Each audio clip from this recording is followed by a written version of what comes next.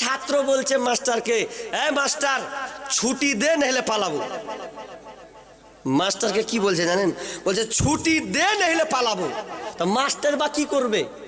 Option দেখছেন, ছুটি দে নাহলে পালাবো। ওকে যদি ছুটি না দেয় থাকবে, তাও পালাবেও। তখন মাস্টার কি করেছে, ওর কানকে ধরে নিয়ে এসে ওই সামনে নিয়ে চলে এসেছে, বলছে এই তোকে যদি ছুটি না দিই তাও পালাবি, তুই অপশন দিয়েছিস আমাকে, তো তোর রোল কটি কহা। তখন বলছে আমার রোল 83। আচ্ছা তোর রোল 83, আচ্ছা তুই বল তোদের ঘরে কটি ছেলে আছে? টোটাল 83টে। তোর রোল লাস্টে 83 আছে, তো তুই পালাবি না, তার কে পালাবে? তোকে ছাড় না ছাড়লো তুই পালাবি, তো তুই পালিয়া, ব্যাপার নাই। 82 জন থাকবে লাস্টেরটা। সেরকম এখানেও 83 মার্কা লোক আছে, বসে উঠে একটু বসে পালিয়ে যাবে। তো যাক, কি বলছিলাম, রমজানের প্রস্তুতি আমাকে নিতে হবে। আমি একটা দিয়ে শুরু করছি। নাম্বার এক নম্বর প্রস্তুতি আপনাকে নিতে হবে, ঈমানকে মজবুত করা লাগবে। ঈমান মজবুত করা লাগবে, কারণ আমার আল্লাহ শর্ত বেঁধেছেন, ইয়া আইয়ুহাল্লাযীনা আমানু, হে ঈমানদারেরা। তাহলে আপনাকে প্রথমত ঈমান নিয়ে আসতে হবে। যতক্ষণ পর্যন্ত আপনি ঈমান না নিয়ে আসবেন, ততক্ষণ পর্যন্ত আপনার কোনো ইবাদত কবুল হবে না। মানুষ এমন একটা ঈমান, এই ঈমান কেমন জিনিস বন্ধুরে। একটা ছেলে ধরেন টিউবে পাম্প শুরু করে দিয়েছে, এমন সময় পাম্প যখন দিছে, তো পাম্প দিতে দিকে দেখবেন অন্য জায়গা কাটা আছে। আর আচ্ছা বলেন, কাটা যদি থাকে পাম্প দিয়ে কোনো লাভ আছে? লাভ আছে? তোর দাদু এসছে বলছে, পোতাকে বলছে, আরে কি ব্যাপার রে, তুই পাম্প দিছিস কতক্ষণ থেকে? বলছে দাদুজি সালা 3 ঘন্টা হয়েছে, এখন পর্যন্ত পাম্প ফুলই হয় না। খাইতে গেল, ঘাম চুয়ে গেল আমার। 3 ঘন্টা থেকে তুই পাম্প দিছিস রে। তো তোর টিউটা দেখি, সালা টিউ যখন দেখছে তো লিক হয়ে আছে, একদিক কাটা আছে। তখন করছে তুই 3 ঘন্টা দিচ্ছি, তুই যদি কিয়ামত পর্যন্ত দিস তাও তোর ভোর লোড হবে না রে। সব তুই একদিক দিয়ে করছিস, তার একদিক দিয়ে বাহারেছে, তুই খাইতে মরে যাবি তুই। ঠিক তেমনি ভাবে আপনি ঈমানকে মজবুত করবেন। যতক্ষণ পর্যন্ত আপনি ঈমান মজবুত না করবেন, ততক্ষণ পর্যন্ত আল্লাহ আপনার রোজাকে কবুল করবে না, আপনার রোজা কবুল হবে না। ঈমানকে 1 নম্বরে মজবুত করা লাগবে। অথচ আমরা আজকের মানুষ 2024 সালের মুসলমান, আমরা রোজা আসলে খুব আনন্দিত হয়। কত বাজার, কত মার্কেট, কত খাবার। প্রথম দিনকে 2 কিলো মাংসকে, খাসির মাংসকে, ইলিশের মাছ দিয়ে আপনার প্রথম রোজা স্টার্ট করবে, কিন্তু একবার জানলো না আমার রোজাটা হবে কি হবে না। আল্লাহ বলছেন আগে ঈমানদার হ, তারপরে তুই রোজাটাকে রাখার চেষ্টা কর। যদি তুই ঈমানদার না হস, তাহলে তোর কোনো তো রোজা কবুল হবে না। ছোট্ট একটা জিনিস, আমি যে কথা বলছি, হাত পা নড়াচ্ছি, হ্যাঁ হু দিচ্ছি, আচ্ছা আমার কি আছে বলে কথা বলতে পারছি বলেন তো? আত্মা। কি বললাম? জোরে বলেন, কি বললাম? আত্মা যদি না থাকে আপনি রচনা করতে পারবেন? পারবেন না। একটা কথা বলি আপনাকে, আপনার বাপ আজকে জীবিত ছিল, কালকে মারা গেল, অথচ যখন মারা যায় তখন সবাই কান্না করে, আব্বা তুমি চলে গেলে। বেটি বলে বাপু চলে গেলে, স্ত্রী বলে স্বামী তুমি আমায় ছেড়ে চলে গেলে। আপনার সবাই দাবি করে, সবাই কান্না করে, কেন আব্বাটা পৃথিবীতে নাই। আমি বলছি কি ব্যাপার, কাঁদছো কেন? বলছে দেখো আব্বা মারা গেছে। আমি বললাম কই তোমার আব্বা মারা গেছে? তোমার আব্বা তো শুয়ে আছে, সবই তো আছে, হাত আছে, পা আছে, চোখ আছে, কান আছে, সব কিছু তো বডি আছে, এরপরে কেন তোমার আব্বা কিভাবে মারা গেল? তার মানে ওর আব্বা মারা গেল মানে ও আর নড়াচড়া করতে পারে না, কথা বলতে পারে না, তার মানে ওর আত্মা নাই। যতক্ষণ আত্মা ছিল ততক্ষণ আব্বা ছিল, যতক্ষণ আত্মা ছিল ততক্ষণ মা ছিল, যতক্ষণ আত্মা ছিল ততক্ষণ বিবি ছিল, যতক্ষণ আত্মা ছিল ততক্ষণ আমার ছেলে ছিল। আর আত্মা নাই মানে তার কোনো মূল্য মূল্য নাই। খাঁচার ভিতর অচিন পাখি, পাখি কেমনে আসে যায়। খাঁচার ভিতর অচিন পাখি, পাখি কেমনে আসে যায়। চিনতাম যদি পাখির মন, আমি বেরি দিতাম পাখির পায়। খাঁচার ভিতর অচিন পাখি, পাখি কেমনে আসে যায়। মানুষ জানে না আত্মার কত দাম। যতক্ষণ আত্মা থাকবে ততক্ষণ আপনি চলতে ফিরতে পারবেন, আর আত্মা যখন ভ্যানিশ হয়ে যাবে, প্রাণ পাখি উড়ে চলে যাবে, সেদিন আপনার কোনো উপায় থাকবে না। মরণ পাখি যেদিন এসে করবে ডাকা ডাকি, থেমে যাবে জীবন তোমার, বন্ধ হবে আঁখি। ওরে মন,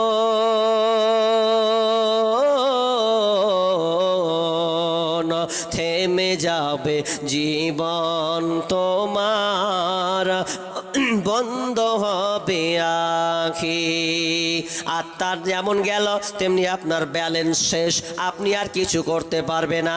একটা মানুষের মধ্যে আত্মা থাকে না যেমন, কোনো কাজ হবে না তেমন, ঠিক তেমনিভাবে একটা লোকের কাছে যদি ঈমান না থাকে, কোনো আমল রোজা কবুল হবে না তেমন। তার মানে আপনাকে ঈমান ঠিক করে তারপরে রোজা রাখা লাগবে। ঈমান আছে তো? দেখি পরীক্ষা করবো আজ ঈমান কার কার আছে। ল্যাবরেটরিতে ফেলবো, রক্ত যতক্ষণ ল্যাবরেটরিতে না যাবে ততক্ষণ রিপোর্ট বোঝা যাবে না কি হয়েছে। তো আজকে চেক করবো আপনাদের ঈমান কেমন আছে। এটা তো কি 16 মাইলের দিকে পড়ছে, তাই তো? আচ্ছা, ভালো। পাথর চাবড়ি কেউ দেখেছেন? গিয়েছেন কেউ? আছে এরকম? কোথায় আছে ওটা? বীরভূম ডিস্ট্রিক্ট, তাই তো? বীরভূম ডিস্ট্রিক্টে পাথর চাপ কি হয় ওখানে? মসজিদ আছে, নামাজ হয়? কি হয় ওখানে? কেউ ফিরে না খালি হাতে বাবা তোমার দরবারে, কেউ ফিরে না খালি হাতে বাবা তোমার দরবারে। আরে তোর এ বাবা এমনই এক বাবা, তার দরকার আছে। কেউ ফিরে না খালি হাতে বাবা তোমার দরবারে। বাবা আছে তো আবার ন্যাংটা, কিছু ঢাকা নেই, সব উলঙ্গ, ন্যাংটা অবস্থায় আছে, ন্যাংগা অবস্থায়। বলছে এই বাবার কি পাওয়ার আছে গো? কি পাওয়ার আছে একটু শোনাবেন, পাওয়ারটা লিব, তাইলে তো চাইব। বাবা তোমার দরবারে কেউ ফেরে না খালি হাতে। আরে তোর বাবা যদি ন্যাংটা থাকে, তোর কপালে কি যে লেখা আছে। ন্যাংটা যদি থাকে তো ভালো কিছু পাবে। বলছে এমন বাবা, কোচে গ্যাল টেল দিস না, সর্বনাশ হয়ে যাবি। বাবার কাছে যাই চাবি তাই পাবি। কেন গো? বলছে বাবার কাছে ধনভাণ্ডার আছে। বলছে এমন গুপ্ত জিনিস আছে। তা আমি বলছি তোমার গুপ্ত জিনিস 12টা বাজাই, অরিজিনাল মাল তো দেখাই যাচ্ছে, আবার কি আছে? কি চাইবো? গুপ্ত জিনিস তো ওপেন করে দিয়েছে, ও পাবলিককে দেখাচ্ছে, অথবা আবার কি আছে? বলছে না না না, এমন একটা বাবা, একে তোমরা ধমক দিও না। মানুষ ওইখানে গিয়ে শিরকি করে, শিরকি আমল করে, ঈমান নষ্ট করে দেয়, ঈমানকে নষ্ট করে দেয়। ওই জন্য আমার আল্লাহ বলছেন ওমা ইউমিনু আকসারুহুম বিল্লাহি ইল্লা ওয়া হুম মুশরিকুন। অধিকাংশ লোক ঈমান আনার পরেও মুশরিক হয়ে গেছে। তার মানে ওই ঈমানদার দাবি করছে, এরপরেও চলে গেছে বাজার, খাজা বাবা, দাতা বাবা, ন্যাংটা বাবা, লোটা বাবার কাছে। বাবার কাছে গিয়ে তারা মাল চাইছে। মেয়েরা আবার মাল চায় কিভাবে, সন্তান চাই কিভাবে, জানি বলবো কিভাবে চায় ওরা, বলবো? বলছে একটা ছেলে দে রে বাবা মিন্নতি করি তোর দরবারে, একটা ছেলে দে রে বাবা মিন্নতি করি তোর দরবারে, যদি মরা পাতা পরে গাউসের উপরে, যদি মরা পাতা পরে গাউসের উপরে, ছেলে হবে ঠিকই সেজে যাবে মরে। ওরে টাটকা পাতা ওরে জিন্দা পাতা পরে গাউসের উপরে, ছেলে হবে রে বাবা যাবে বেশি।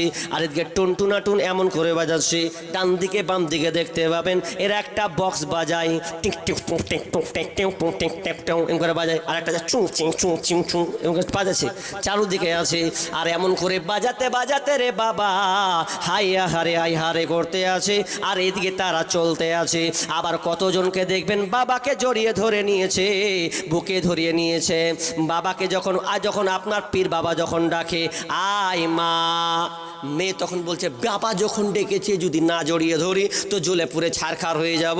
তখন তারা কি বলছে যে এটা বাবাকে ওর চাটাম করে ধরে নিলে তো একদম, বাবাও তখন একদম টাইট করে ধরে নিলে ছাড়ে না, এমন করে টাইট করে ধরেছে। আর তারা একটা গান বলে, কি গান বলে, আমি তোমায় ভালোবাসি গো বাবা, আমি তোমায় ভালোবাসি, আমি তোমায় ভালোবাসি গো বাবা, আমি তোমায় ভালোবাসি, আমি তোমার চরম চুমিতে বাবা তোমার কাছে আসি, আমি তোমায় ভালোবাসি গো বাবা, আমি তোমায় ভালোবাসি। আর দুটার সাথে বলছে আর তো চাইছে, আর ওদিকে হুঁ লাগিয়ে দিয়েছে। তো শিরিক করছে মানুষ। পাথর চাপড়ি আপনাদের এদিকার লোক যায় না, কিন্তু আমাদের সুতি থানা শামসেরগঞ্জ থানার অনেক লোক অনেক মেয়েরা কিন্তু ওখানে যায় কি চাইতে, তো সন্তান চাইতে। অথচ আমার আল্লাহ বলেন লিল্লাহি মুলকুস সামাওয়াতি ওয়া মা ফিল আরদ ইয়াখলুকু মা ইয়াশাউ ইয়াহাবু লিমান ইয়াশাউ ইনাসা ওয়া ইয়াহাবু লিমান ইয়াশাউ যুকরা আও ইউযাব্বিজুহুম যুকরানা ওয়া ইনাসা। আল্লাহ সুবহানাহু ওয়া তাআলা বলছেন আমার রাজত্ব আমার হাতে, আসমান জমিনের রাজত্ব আমার হাতে, আমি আল্লাহ যেটা চাই সেটাই হয়। আমি আল্লাহ যাকে সন্তান পুত্র কন্যা সন্তান দান করি, আবার যাকে কন্যা সন্তান দান করি, আবার যাকে ইচ্ছা তাকে পুত্র সন্তান উভয় দান করি, কন্যা পুত্র উভয় দান করি। শিরিক করা যাবে না, শিরিক থেকে ফিরে আসতে হবে। শিরিক কত মারাত্মক জিনিস। একটা শিরিকের ব্যাপারে আর বলতে যাচ্ছি না, ছোট্ট করে একটা কথা বলি। শিরিক কত ভয়াবহ পাপ।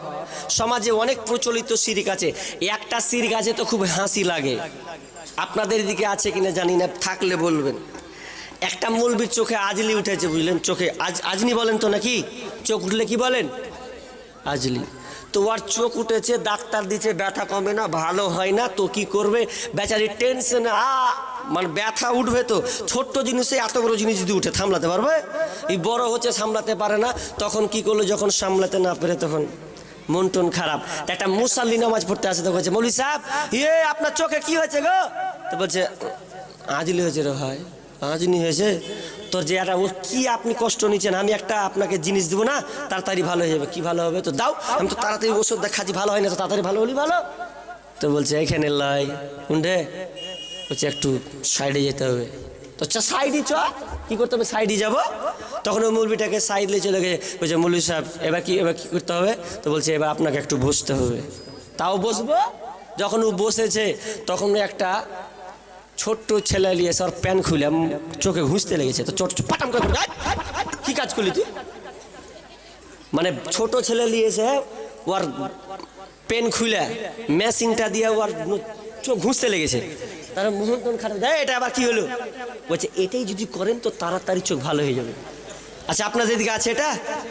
প্রায় জায়গায় আছে এটা, নেই মানে কি হলো? খুব জোরে মেয়ে গেল, কেমন হলো এটা?